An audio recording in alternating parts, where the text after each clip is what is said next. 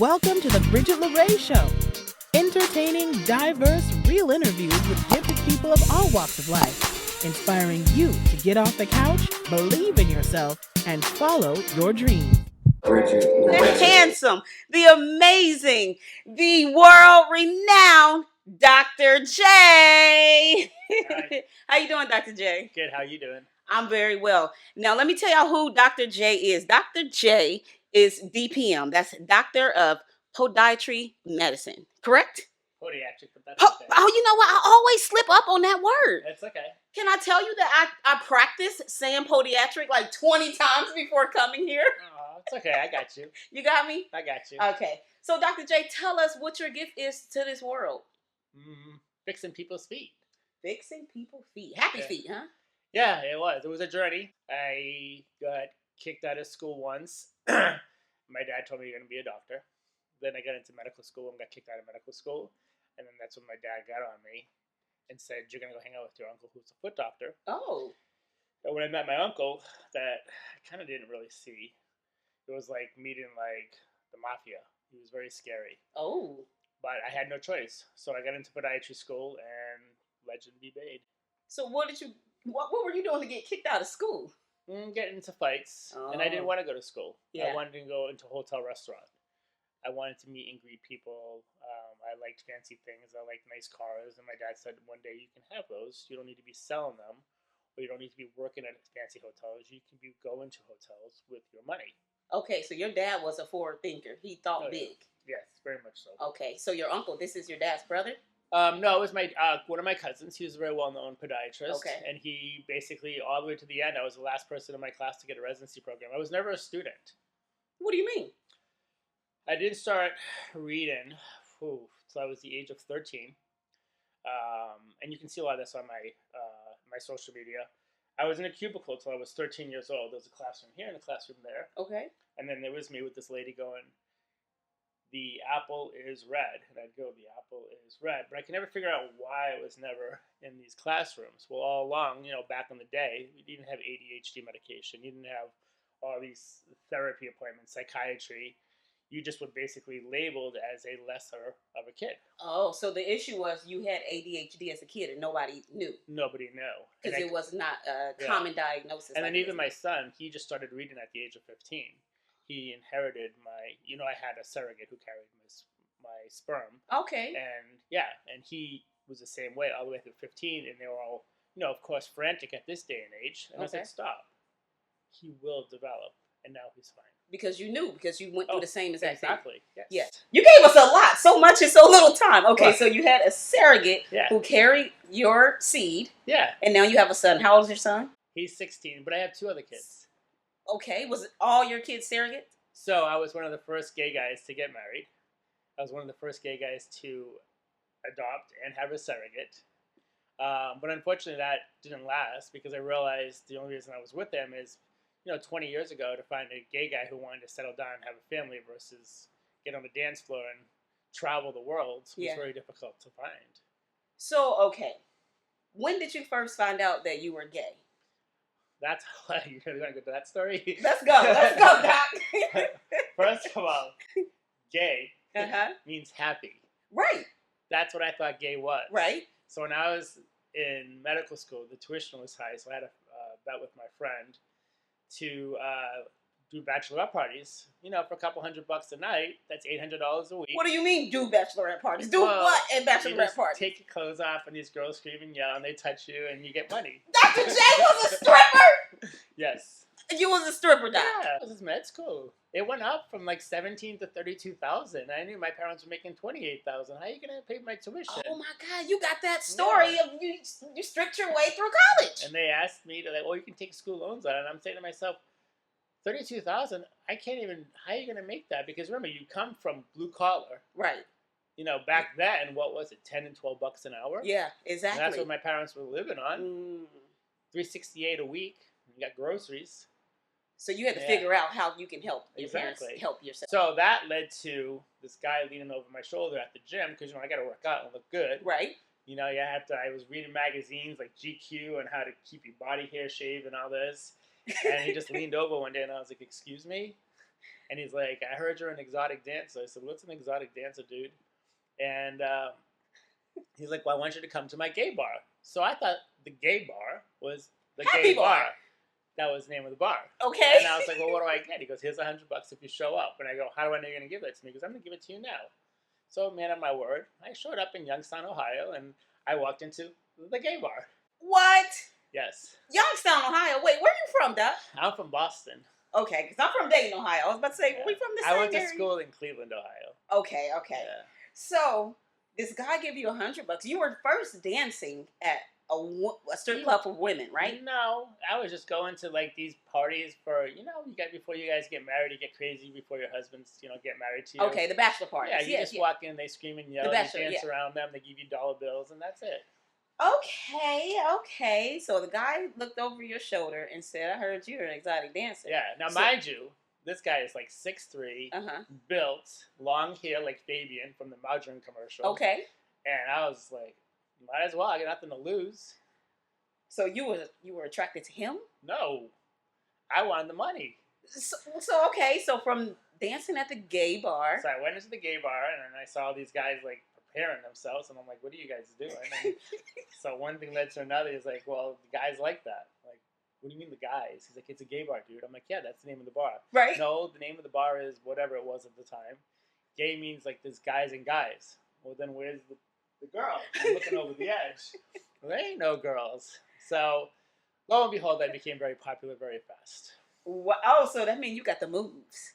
No, I was called white boy for a reason, and I'm not trying to be racist. But I had the physique, shall I say? Okay, because you was in the gym pumping that iron. Yeah. Wow, this is one interesting doctor. So one thing led to another, and I met an older guy, and he said, we know you're straight. You have a girlfriend. But we understand you're in medical school, and so we just want to introduce you to the scene in Ohio. And then that's where it took off, and then one thing led to another. And one weekend I was invited to Providence, P-Town, which is at the end of the Cape, called Massachusetts. And I was having a little too much fun, and I said, let's try this out. And I was like, oh, I like this. This tastes better. Oh, God! And then story be told. My brother is going to love you, okay? I'm telling you this right now. Jenion's going to be like, who is that doctor? And I'm not, and everyone's like, why do you talk about that? You should be ashamed. Ashamed of what? Ashamed of what? That's how I found who I am, and that's what's made me to be here today. I'm going to be 57 next week. Okay. I built myself on mistakes and cracks, and whether you like it or not, this is my ladder that I'm climbing. I'm not going to stop climbing in my life because you don't agree with me. Exactly. I'm not hurting anybody. Exactly. You live in your life just as everybody need to be doing the same. Exactly. So what have you found to be your biggest challenge in becoming this doctor that you are today? People take advantage of me. And I was never privy to bad people in this world. I was always told to look for the goodness in everybody. Okay. And I had some serious struggles when I trusted the wrong people. And even to this day, some of my attorneys are like, you're a great guy, you're a great doctor, you just trusted the wrong people. And so be it, I learned from it. And now you can't touch me because I don't trust nobody. I've learned that my talent is my talent, and it's my business. And I'm not going to share that with anybody anymore. And how long have you been a doctor of podiatric medicine? I've been a doctor now for 27 years. 27 years, long time. And I'm still with the same medical group. They had my back through everything. And now they manage all my locations. There's currently 7, soon to be 8.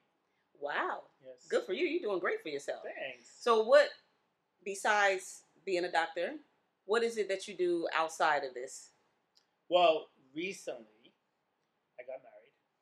Congratulations.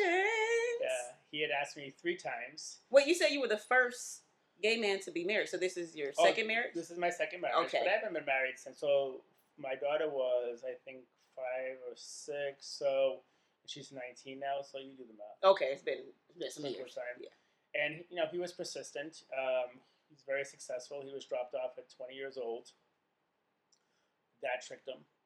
He's from Thailand, and he had to basically fend himself, and now he has his own restaurant, and he has his own company and his business, and he's doing fantastic. And He asked me 3 times, and on that third time when he was crying, I was like, let's just get this over with. And when it happened, oof, water just rolled out of my eyes. Oh, you didn't even know that was something you needed. No, huh? I've been abused by relationships too. I mean, I had my ride. People have taken advantage of me, and I told them, I appreciate the fact that you found that little piece of my heart left to love. Mm. So was the issue you wasn't allowing anyone to love you? 100%. You had a wall up resisting. 100%. Mm. So what was it about your husband now that allowed you to put your wall down? Was it the persistence? Honestly, at the time of going to get married, it was strictly more of a business to me. Like, I just want to do this. But the feelings didn't come out until after they say, I now pronounce you husband and husband. And that's when all the feelings came out. And he said he always knew. I just didn't have the sight to see it. Well, thank God for him. Thank God for people that come into our lives and just open up that window to the heart. Because I definitely understand that. Like having that block up, not wanting anybody to come in. Yeah. Yeah. Good so I've never been happy in my life. I turn 57 next week. My kids are phenomenal. They're all on track. Even my son rode his bike in from Calgary all the way into Long Beach, California, and surprised me 2 nights ago for my birthday. Next Saturday. Oh, okay. But he's here for the week. Well, happy early birthday. Thank you. You're welcome. So what are your kids doing?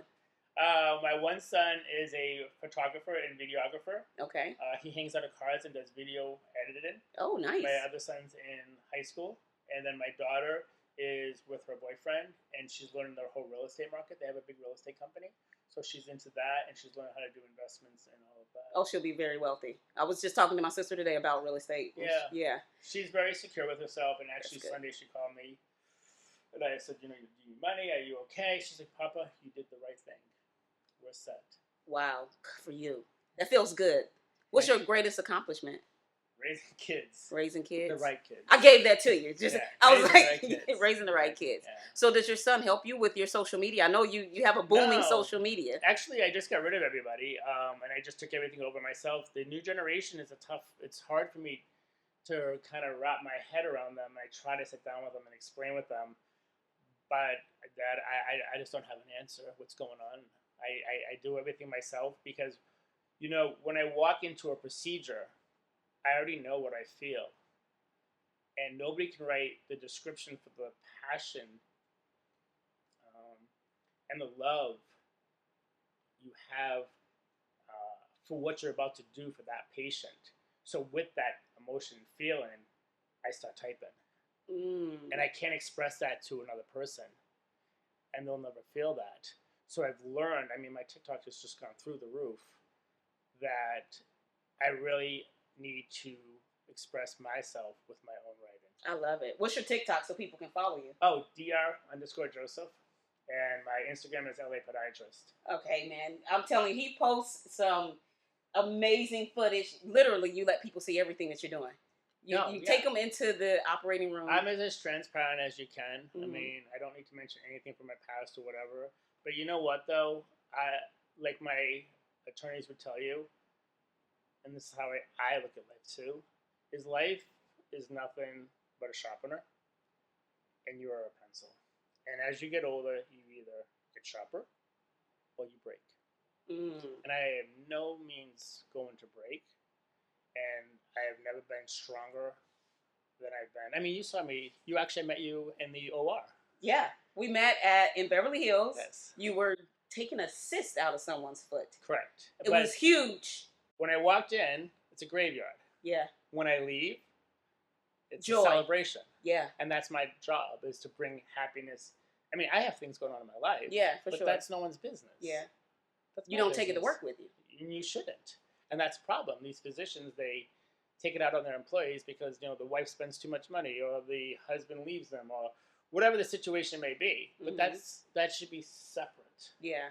I can attest to that. You do bring the joy. Dr. J brings the joy. I met you in Beverly Hills. You just finished the surgery, and you were so sweet and lively. And that was my first time ever seeing you. I said, who is that? And your patient, the one that told me, she's like, oh, that's Dr. J. He's amazing. You have great bedside manner. Yeah. I don't see that quite often. Well, honestly, I just do it with my heart. Yeah. You move with your heart, not your head. You don't have this God complex. of a surgeon, do you? Everyone's God's children. Mm-hmm. I love it. Remember that. Everyone's got children. Yeah. So I'm your sister, you my brother. Exactly. All right. So, brother, what is the most common injury that we have to our feet? Well, what I discover is people are walking around with abnormal gaits the way they walk. Their legs are a different length. Their ankles are unstable. And they only come to you for pain. And that's the problem. It's like you waking up in the middle of the night and you see water on your kitchen. Are you going to dry it off? Or are you going to look for the leak? Most people just dry it off. Most doctors just dry it off. Most doctors dry it off. So that's where I come different. Okay. And so that's why when I do my procedures, people are like, nobody else does these. Well, nobody else looks for these. And I don't know where I got the gift from, but I praise God for it. And I'm going to continue doing what I do best. What are the procedures that you perform? Ankle stabilization is my number one procedure. Platelet-rich plasma, which I've discovered 5 years ago for myself. I had 2 in my knee for a meniscus tear, and I had a few in my scalp for hair growth. Okay. And I started using it on various conditions, and I've learned how to manipulate the needle to solve probably 35% of my surgeries that have gone away. The platelet-rich plasma injections, that is very safe because it's using your own plasma from your body. So correct. Okay, there's Correct. no adverse I've effects. had about, I would say, a 3% failure rate that goes on to surgery, but 3%, I mean, come on. So the PRP, platelet-rich plasma, cures it where they don't have to get surgery most of the time. Correct. Wow. Correct. Okay. Yes. So at what point should someone come see the doctor? Because like you said, most people have the foot pain. At what point should they say, okay, I need to go see a podiatrist?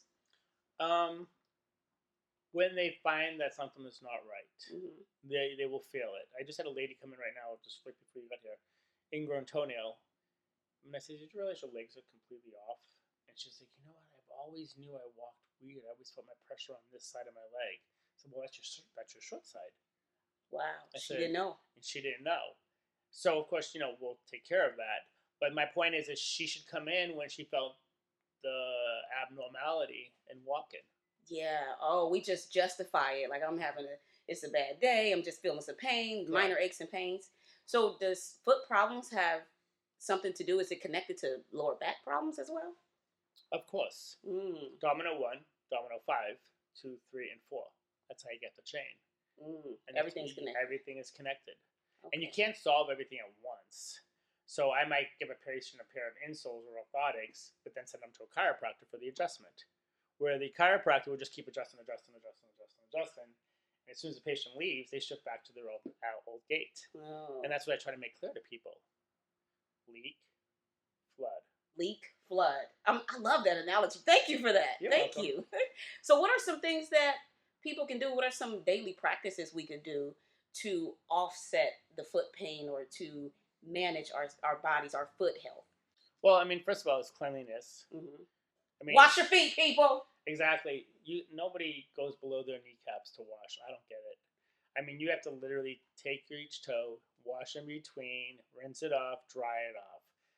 Number 1. Number 2, proper shoe gear. Don't be cheap. You have a Starbucks in your right hand. Why do you have a 1.5-year-old sneakers on? How often should we buy new sneakers? Every 6 months. Number 3, have a podiatrist look at you. See if you need insoles. Wear insoles. That's it. There's basics. 1, 2, 3. So just like we go to the dentist just for a checkup and a cleaning, we should go to a podiatrist just to for evaluation. Be evaluated. Yes. And if the podiatrist says to you, well, you don't have any pain, so there's nothing for me to do today, find another one. Find you. Find someone like me. Find someone like you. Where can we find you at other than social media? You have a website? drrobertjoseph.com, and you can make your appointments right there. I actually do I do like 20% of my appointments is telemedicine. So patients are from all over. I just had a lady sent back to Grenada right now. I just fixed her fracture in her ankle. I do the telemedicine as much as I can. If they require a procedure, they, of course, get all the appropriate tests and I review everything. They fly in, they're here for a week, and then they fly back. So people come in to visit you from all over the world. Yes. Because, okay, I heard that you are a pioneer of some type of procedure? Well, no, I just do a lot of procedures and I find a lot of things that people have tried other things. Okay. And instead of duplicating those things, that's not really the problem. The problem's over here. And then, of course, they want to fix after 3 or 4 years. You use your gifts and talents to figure out what it is that other doctors didn't see. Correct. Okay. What I do is I make a smaller incision. Instead of having to expose the bone, I find the one little area that I need to place the implant to be able to suture the ligaments back together. Oh, okay. And what is the healing process? These are minimally invasive procedures, mainly, Correct. right? Well, normally it's 6 months. Okay.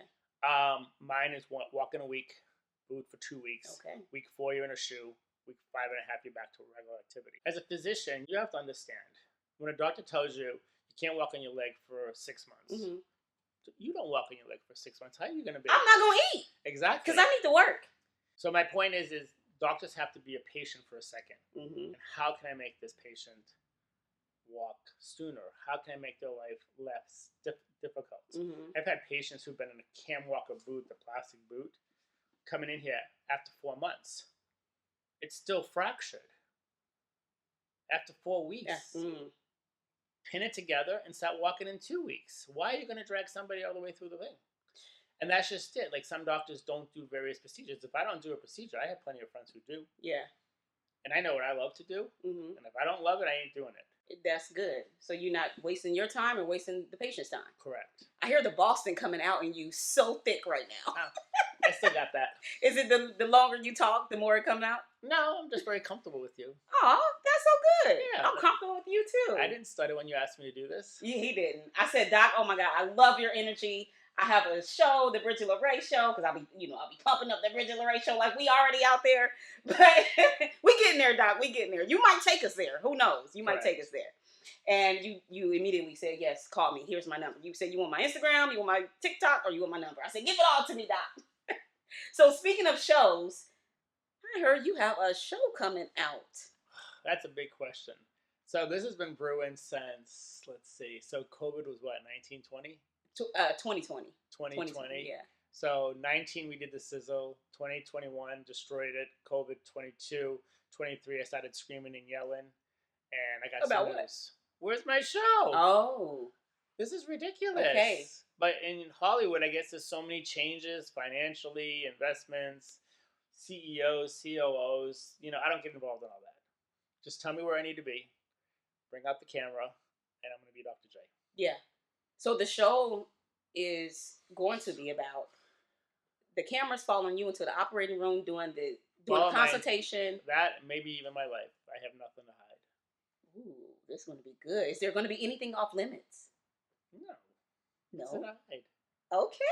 Okay. So where are you all at with the show now? I just got a phone call.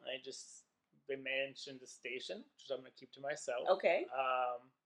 The few people that were talking not so good about me, or were just basically stringing me along, they are no longer in my life. Okay, good. I've learned to not give people second chances. And once a liar, always a liar. Once a cheater, always a cheater. I've learned that in my professional life, and I've learned that in my personal life. But I definitely get that. So what do you think about forgiveness when it comes to those people? I'm not saying that they have to be in your life, but do you still hold like a grudge? Even the people that try to take me down, I forgive them. You know why? Why? Because I've learned a lot of things from them. Like what? I've learned a lot of how to be a good doctor. I've learned surgical skills. I've learned management skills. Listen, every grapevine has good grapes. It's the bad grapes that you need to get rid of. You need to forgive, because you can't get on with your life without forgiving. And if they keep entering your mind, you can't go forward. It's always going to be in your way. Yeah. And I don't know if you know this, but I go to a homeless shelter in India, and my first project was a trans kid who basically was put in the streets after his parents died because his parents didn't tell him about life. He got into trouble. He got arrested. He had 2 years to be in this shelter. And I basically rehabilitated him. And now he has a job, has a boyfriend. He's going through his trans surgery. He's got a driver's license. And now my efforts goes to this church community, majority African American. And I've learned that You just got to be patient with God. Mm. You've got to learn to forgive. Yeah, because you don't know what he's setting you up to be used for. Correct. Mm. And I always say the devil will get the devil, and God will worship the right people. Mm. The church at Mount Zion, one of the pastors actually, I went to him and I told him I needed some charity work, and he, of course, introduced me to his church, and it's been nothing but I can't explain it. I can't even explain it. I mean, I've gone to church all my life, but nothing's felt like this. You have to understand the average income for this parish, I would say, is roughly between 19 and 22,000. Mm-hmm. But my God, they believe in Holy Spirit. They believe in God. So every time I go, it's every other week. I basically cater breakfast. I'm there to listen. One of them needed a Bible bag. I mean, it looked like it was eaten by a shark. And I was like, hold on. Amazon, which one do you want? A Bible bag? A Bible bag to hold her Bible. Oh. And she's like, Dr. J, you don't need to do that. I said, pick. She was that one. Boom. Stuff like that we take for granted. Yeah. You know? Imagine the guy that I took care of at Christmas. I remember it was like 2 years ago.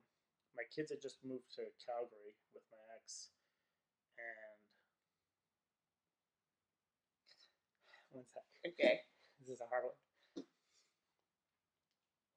It was Christmas, so I called him and I was like, Bradley, what are you doing for Christmas?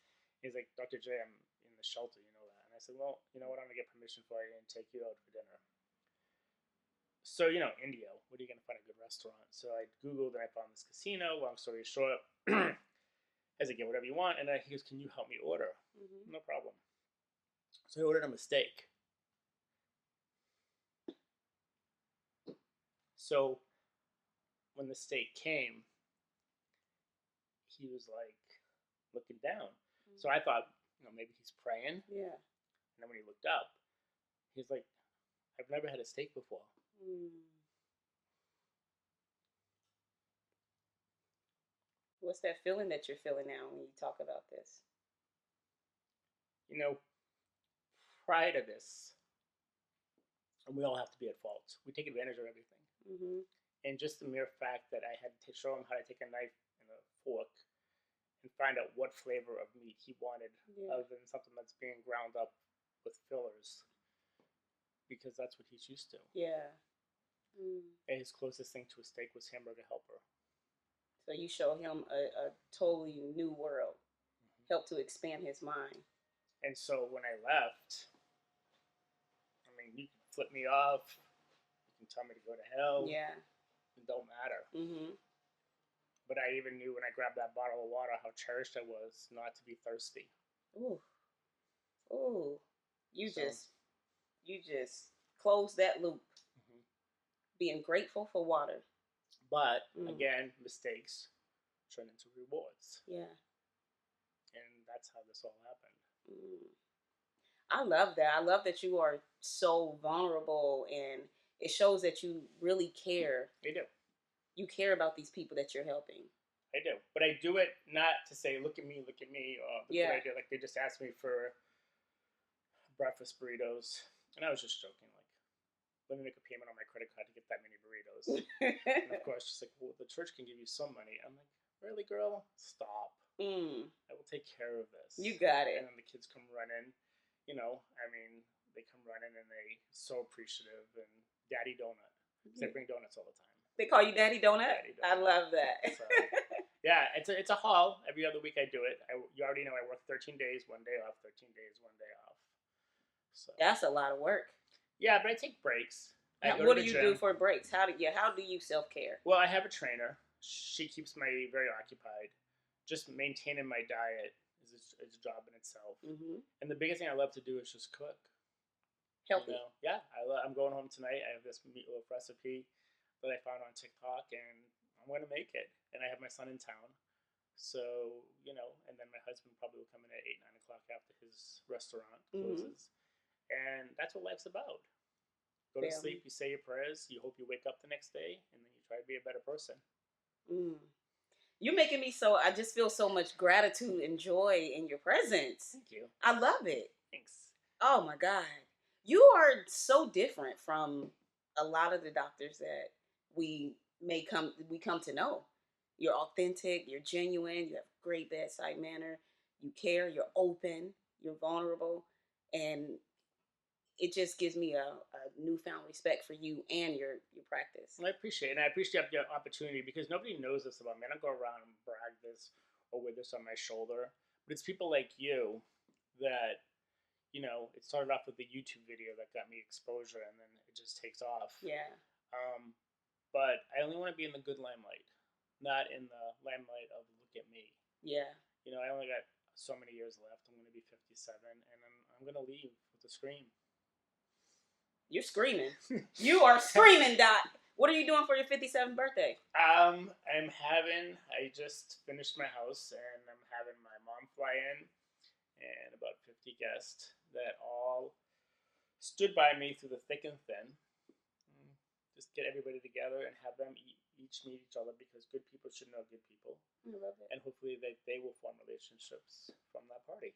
All right. And then they can watch the Bridgett LaRé show starring Dr. J. Absolutely. How about we release this on your birthday? You got it. I think that's going to be great. Awesome. So what is something about you that you wish more people knew? Just appreciate what I do. Because there's a lot of behind the scene things that I do before a surgery or in the office. And I really do my very best to give you the best outcome. And I think a lot of people just take it for granted. Mm-hmm. And I just kind of, because I can't really make a comment on that. You brush it off. I brush it off, but the pleases and the thank yous and the Yelp reviews, it helps. Okay. But when somebody comes at me with a negative review for whatever the reason why they're having a bad day, it kind of hurts.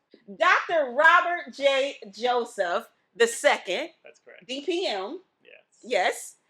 Go to Yelp, write a review, just saying how much you just love his character, his vulnerability, his openness, that you've seen him on the Bridgett LaRé show. Just do that for him, okay? And if you got some foot pain, because is it true that most Americans will walk 4,000 to 6,000 steps a day and over 75,000 miles by the time we're 50? Is that about? How did you know that? I did a little research, Doc. She did some really good research, actually. Thank you. I appreciate that. You're welcome. I learned from the best. You're the best. Thank you. Yeah. So if you have foot pain or someone you know have foot pain, go to Dr. Joseph's website, which is www.drrobertjoseph.com. And get your free consultation today, okay? And let me tell you, believe in yourself, all right? You can do anything in this world that you want to do. Dr. Joseph believed in himself, and he's open and honest about who he is, where he's going, and who he wants to be, and how he helped other people. You can do the same too, all right? See you on the next Bridgett LaRé show. Peace. See you guys. Thank you. Enjoyed this episode? Great. Remember to subscribe, comment, and share it with someone who could use a boost. See you next time on the Bridgett LaRé Show, where your story inspires others to dream again. Bridgett LaRé. It's your girl.